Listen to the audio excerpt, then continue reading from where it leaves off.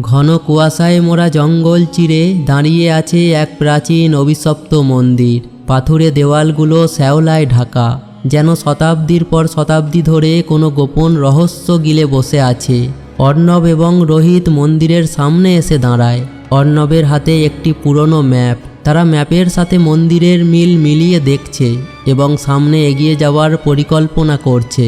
আলো কমে আসায় রোহিত তার টর্চ জ্বালায়। অর্ণব ম্যাপ দেখে পথ দেখাচ্ছে এবং তারা দুজনে সাবধানে বনের সরু পথ ধরে মন্দিরের দিকে এগিয়ে যাচ্ছে।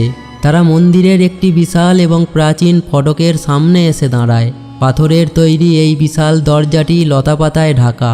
অর্ণব ম্যাপ দেখে নিশ্চিত হয় যে এটাই সেই জায়গা।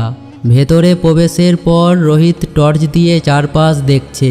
অর্ণব ম্যাপের সংকেত মিলিয়ে একটি গোপন কক্ষের দরজা খুঁজে পায়। তারা দুজন বেশ উত্তেজিত। মন্দিরের ভেতরের দেওয়ালে অদ্ভুত কিছু চিহ্ন নীল আলোয় জ্বলজ্বল করছে। অর্ণব ম্যাপের চিহ্নের সাথে দেওয়ালের সেই খোদাই করা নকশাগুলো মিলিয়ে দেখছে।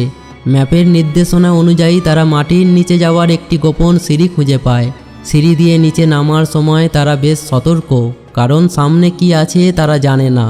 হঠাৎ কম্পন শুরু হয় এবং একটি বিশাল দরজা নিজে থেকেই খুলে যায়। সামনে দেখা যায় এক উজ্জ্বল আলোয় ঘেরা কক্ষ। রোহিত এবং অর্ণব দুজনেই অবাক হয়ে সেদিকে তাকিয়ে থাকে। কক্ষটির মাঝখানে একটি পুরনো কাঠের বক্স রাখা ছিল।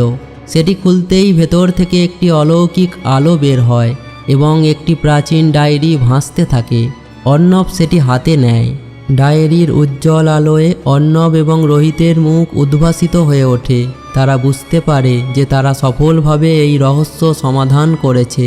তাদের চোখে মুখে জয়ের আনন্দ স্পষ্ট।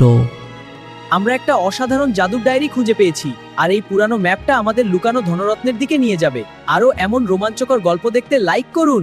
অ্যাডভেঞ্চার চালিয়ে যেতে।